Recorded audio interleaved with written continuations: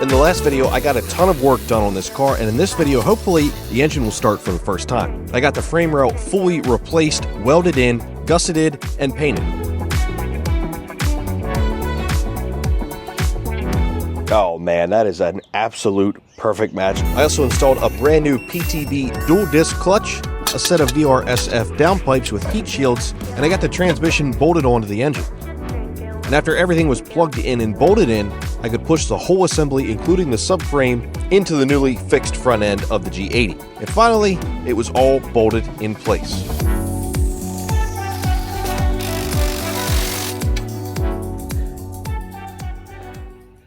It's in. The engine's in, but that's only the beginning of my worries. You see, on these modern cars, the DME has to communicate with the TCM, the BCM, the key fob, the head unit, and the cluster. And basically, if all those things aren't in sync and working perfectly and coded, well, essentially nothing works, and the whole car is bricked. And this thing's really starting to look like a car again. While it may be coming back together as a whole car, there are still a ton of questions regarding if this thing will even start. First of all, wiring. There are a ton of missing and broken connectors on the front of this thing, which is pretty expected with a front-end collision. Luckily, I've got a parts car I can just snip all those off of to repair the ones on my car.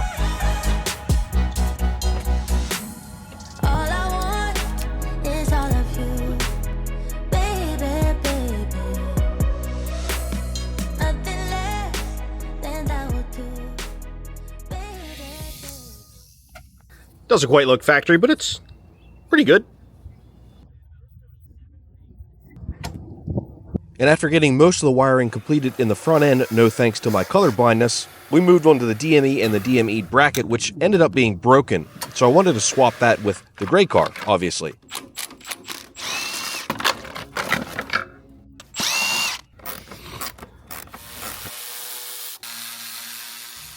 Yes, that would be a different size. Why wouldn't it? Thank you, BMW. So that meant that yes, a lot of these parts that I'd spent so much time installing in the last video had to come back off, but I want to do this car right.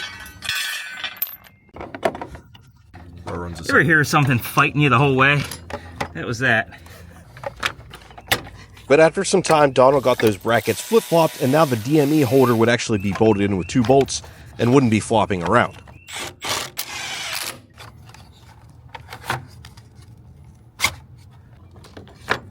And with all of BMW's ingenuity in place, it was time to move on to the cooling system of this car, which there are multiple cooling systems.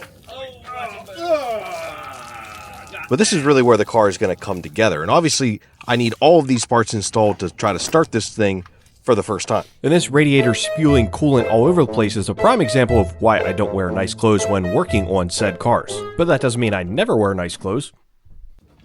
I can't wear clothes this nice when I work on cars, but I can when editing or going out to eat or anything like that, and that's all thanks to the sponsor of this video, Into the AM. These clothes are really comfy and fit really well. Since 2012, Into the AM have been developing premium apparel with unparalleled comfort. And here I've got their Ridgeview flannel jacket, their Legacy stretch denim jeans, and 2 of their long sleeve Henley tees. And lucky for you guys, you can get 10% off these premium made tees by clicking the link I have in the description box. I'm a pretty simple guy, especially when it comes to clothes. Just give me jeans and a t-shirt and I'm happy. And luckily for me and for you guys, Into the AM have a ton of options, from jeans to polos to all-day pants, shorts, and even joggers. They've got you covered. Sometimes I struggle finding clothes that fit because I'm like in between that like medium, large kind of area. Everything I got fits perfectly, super comfy and stylish. And the jeans, most comfortable jeans I've ever worn. Viewers at home may be wondering how I remember how all this stuff goes together, and I'm wondering the same thing myself. There are so many coolers, hoses, lines, fittings, electrical connectors, not to mention that all of them use different size and style bolts.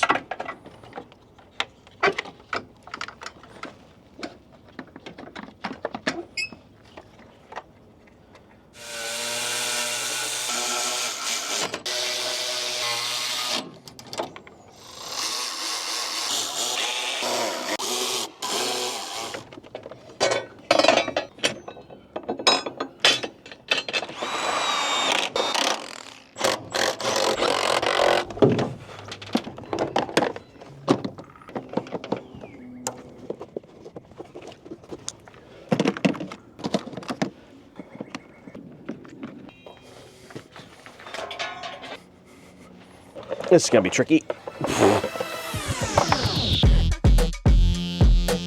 The cooling stack on the front of this thing is pretty hard to get installed by myself because there's the bumper beam, there's the two side radiators, the center radiator, the cooling fan, the oil cooler, and the list goes on. And there's about 3,800 bolts that hold it all together. And of course, they're all different shapes, sizes, and colors. Moving back underneath the car was the exhaust, and no, it didn't fit.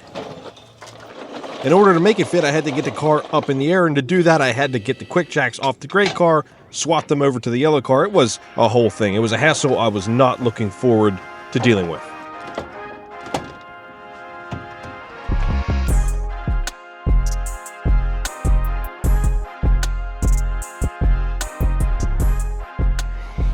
Getting there. So close. I've been putting off transferring the quick jacks, but I'm glad I did. Now I can fully get under this thing, install the exhaust, tighten the downpipes. There's a lot.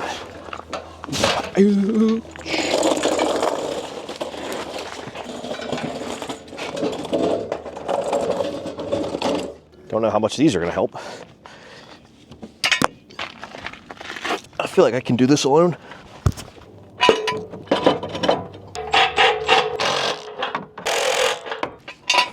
I also got another while you're in there upgrade.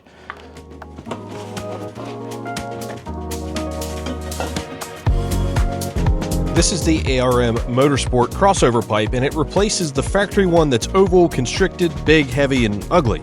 It's a great while you're in there upgrade, and yes, I will be upgrading the rest of the exhaust a little bit later.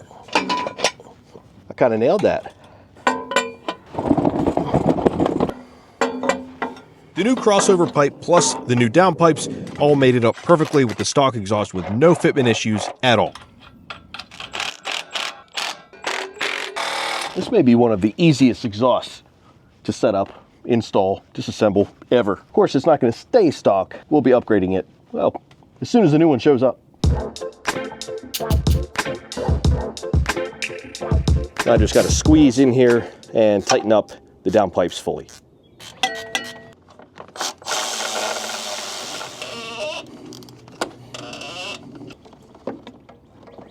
With the downpipes tightened up, I can put in the coolant reservoir and then start working on the rest of the cooling system, which included a ton, and a ton of hoses. But before that, I wanted to replace my hood release cable because the old one was a little stretched, though it worked just fine. But while I have the parts car, why not take advantage of it?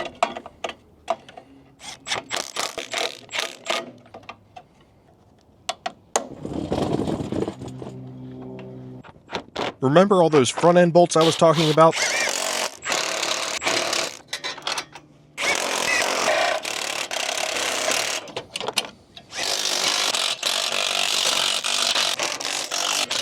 Yeah, like I said, there are an abundance of them.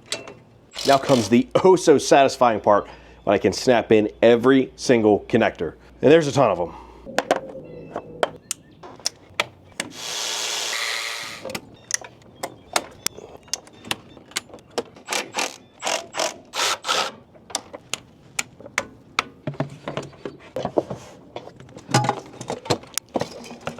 And it was all going so well. Oh boy, I may have missed a step. How does this go in there? Oh no. With any luck, I can still get this in there without removing and undoing everything I did. Oh, I can take this apart. This brace should have been installed long before all of these coolers, but at least I found out now before I put the bumper on. And after all, I was able to sneak it in there and cinch it down.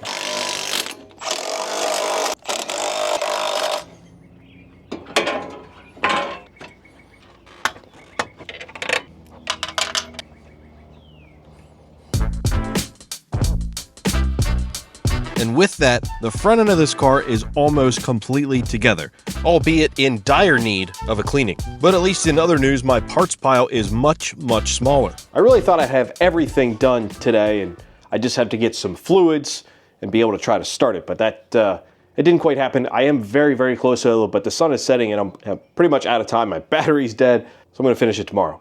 Hopefully get a first start. I do have a little bit of a conundrum I'd like you guys' input on. That's related to the next build. I really want a supercharged car. I love Corvettes, so I'm really thinking a C7 Z06. But I also have the itch to do something completely different, like an old C10 or square body Chevy truck and engine swap that. Either way, I'll be searching for my next project on carsforward.bid. You guys can find a project car there as well, and you get a $50 discount when you use the link in my description box. As mentioned, the coolers on the front of this thing were pretty dirty and caked with dirt, sand, and other debris, so now is the best time to pressure wash them before they're all covered up with the bumper. I also took care of a lot of other miscellaneous connections before I went out and got some fluids. Whoever designed the oil filter location for the G80 M3 had better be fired already, because that is just a whole new level of stupid. If you're not sure what I mean, you'll see in just a second. It has to go in a certain way too. Insane. Put this end in first.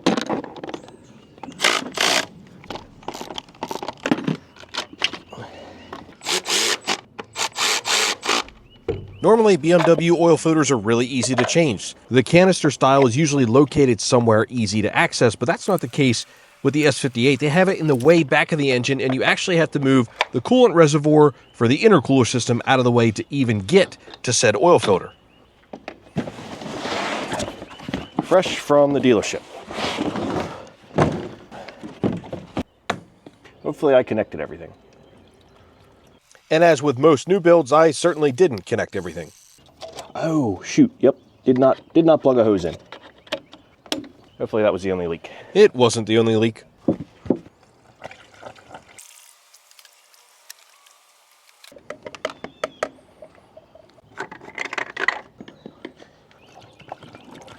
Oh, that one's leaking. Well, I'm glad that was just water. Yeah, I remember there's a hose I did not plug in. I don't know why I didn't. Probably because there's about 100 of those hoses. Now, this is the part of the video that has me most worried, and really the only concern I have with it not starting. The dreaded DME. Gone are the days where you could use any DME that came with any engine and swap it into different cars without issue. Now you can't do that. Everything is coded together, everything talks together, and if one thing isn't right, the entire car won't work. And this car has a really unique situation in that it came with a blown up engine that didn't come in the car, but said blown up engine had a DME attached to it. This being the most modern car I've ever worked on, I didn't realize how much of a pain in the ass DMEs and coding and all that stuff is. I thought I could just use the DME here that came with the good engine from the M4. However, I'm told that if I am going to use this, I'll have to swap over the body control module, the radio, the cluster, have it all coded, and even then it still might not work. But over here is the DME that came with the blown up engine. However, as you know, that engine doesn't match this car. So does this DME match the blown up engine, or does it match this body? It should match the body because you can't really swap DMEs. So hopefully the guys who scammed me with that junk engine at least didn't scam me with the DME. And I do have reason to believe that this is the correct one because this connector was cut on the car, which I didn't realize it was actually on this case. So at least this case is from that car, and hopefully because the case is from the car, the DME is as well. We're about to find out.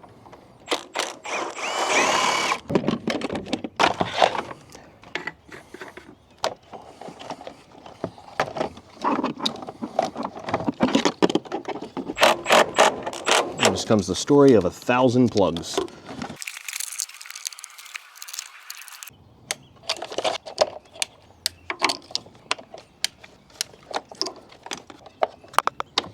I think that's everything. I got my garden hose ready, in case of a fire. All I have to do now is connect the battery. Stupid me, locked the trunk on accident. I gotta hit the release way back here too. Come here. I think I got it.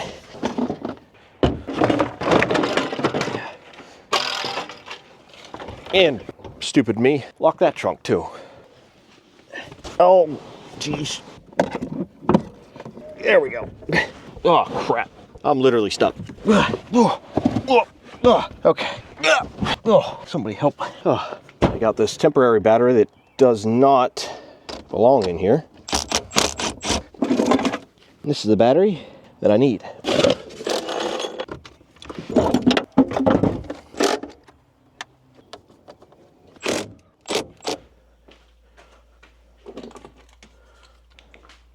Now keep in mind, the key fob and the electronics and stuff on the inside at least slightly worked before this swap. Something should happen. I feel good. I've got the hose ready in case there's a fire, but once I connect this negative, well, yeah, this is extremely nerve-wracking.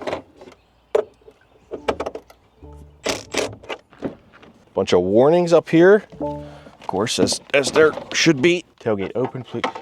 I mean, at this point, send it. Oh, something's happening. Press clutch. Ah, crap. It's registering that I'm not pressing the clutch. Brake, boost, drive moderately. All right, so I got to figure out the clutch thing. Certainly can't see anything with this blown up airbag in the way. I need to replace that anyway. It appears plugged in, so maybe it knows there's air in the system and it needs bled. Vehicle key is not missing. It's right here, Chach. Oh, battery empty. Trying to start, but it's saying that there's no key. By sheer happenstance, I happen to have a couple of the brand new correct batteries. Actually, just heard it doing something. Yep. All right, here we go, maybe. And here we are, the moment I've been waiting for since I first saw this car online. I had the clutch in, I was pressing the start button, waiting for something to happen, but nothing did. I hear it doing something, but it's also not doing anything. Is it because the hood's open? I don't think so. The trunk? No? Huh. Oh, I'm confused. But then I thought about all those Matt Armstrong videos I've watched. Wait a minute. Pyro fuse, pyro fuse, pyro fuse, pyro fuse, pyro fuse. The pyro fuse is the fuse which breaks out when an airbag goes when you're in an accident, which cuts the power going directly to the engine from the battery, which no longer allows you to start it. I can't explain it much better than that. Basically, the starter is getting no juice from the battery. I'm guessing there's a pyro fuse in here. I'm not positive, but luckily, I've got a spare. And I believe it probably has a blown pyro fuse because all the airbags, the crash, etc. However, I don't know where the pyro fuse is in this car. I'm just gonna assume it's right on the battery, which would be super, super easy. Almost too easy. Let's see what that does. And now, every moment since buying this car, having it delivered, tearing it apart, and putting it back together, comes down to this.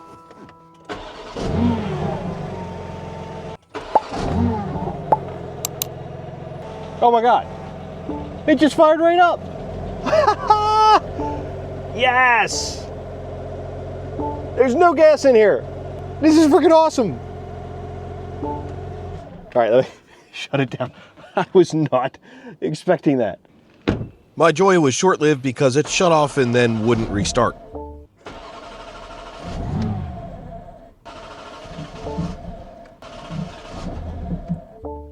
I think it's out of gas. Actually, guys, it's not out of gas. Well, it is out of gas, but it's also out of pump. I meant to look back here because this was all torn apart.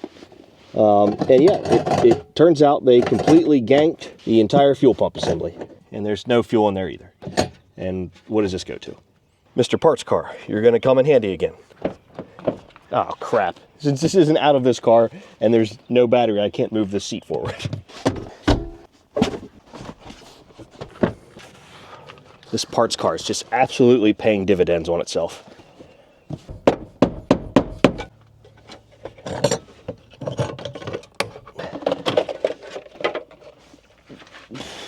Oh, that's more work than I thought I was gonna have to do today.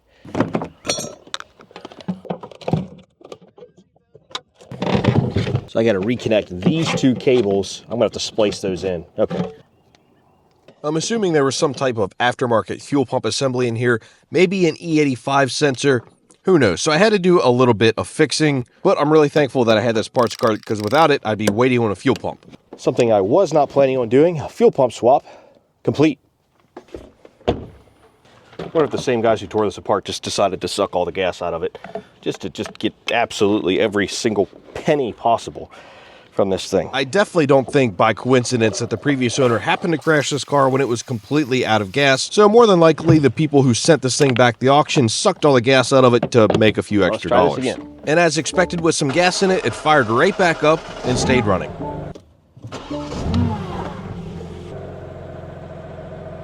Excellent. We've got absolutely every warning you could ever imagine. The brake boost, I'm concerned with. You guys can let me know what's wrong with that. And chassis stabilization, strain system, obviously with all the airbag faults, low tire pressure. Yeah, we got pretty much every light possible. No leaks or anything, that all looks great. Engine sounds healthy and normal. Sounds like a direct injected engine to me. Everything's looking good, but it fires right up. Oh, you know what I did forget? I didn't plug in the valves on the exhaust.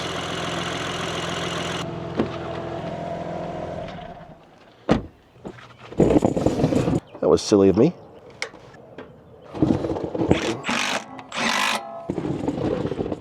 Curious if I'll even be able to open the valves with all the faults. Well, it's in M mode. This stock exhaust is horrible. The internet is right, these things don't sound good. This even has downpipes on it, and it's still quiet, but also sounds raspy. Not sure how that's possible. Time for fluids. I got both cooling systems fully topped off. They seem pretty well bled as well. I got heat in the cabin, I got temperature in the engine, and now I wanted to give the thing some revs.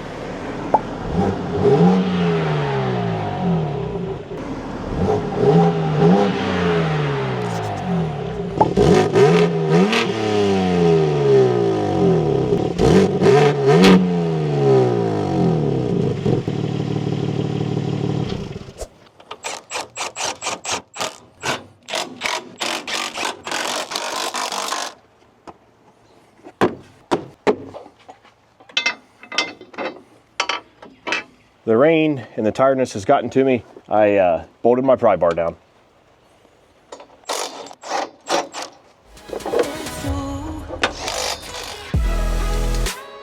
Since all the strut bars bolted in, I'm going to assume that this chassis is nice and straight. Now to move on to getting the rest of this front end put together. I do have a new KW coilover on the way, but for now, I'm going to use it until the new one comes in.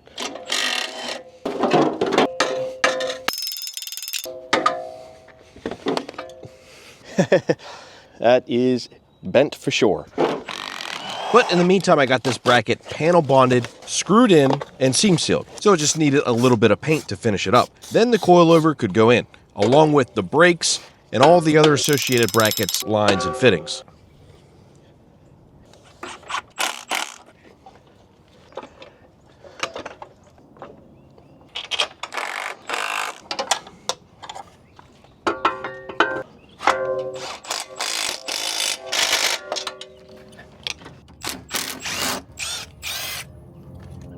That's definitely factory. Everything is lining up great. The headlights are plugged in, they're bolted in, but of course they didn't work. Even though they're lasers and the car had lasers from the factory, they're gonna need coating. I can't code things myself, so that's gonna have to wait for a professional. But in the meantime, Donald and I got the clutch bled.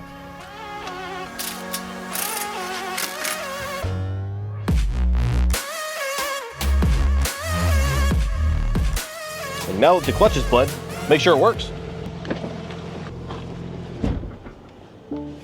Whoops, parking brake was on. Clutch works. Wow. That wheel has seen better days. That's how it's supposed to look.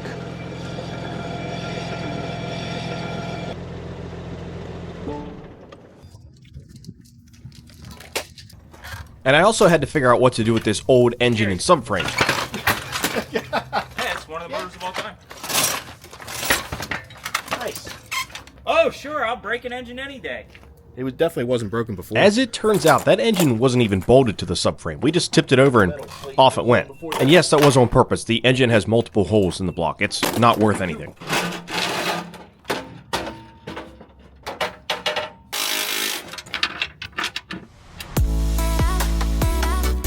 This M4 is going to be gone any day now, so it can go off to the new owner to fix the back end of his M4. I know everyone was upset that I took apart a perfectly good running and driving M4 to fix my crashed, rebuilt title M3, but what's actually happening is one good M4 is going to fix an M3 and another crashed M4. So I got all the under trays and such on the body underneath the car, and then I can move on to putting the front bumper on. This is a big moment.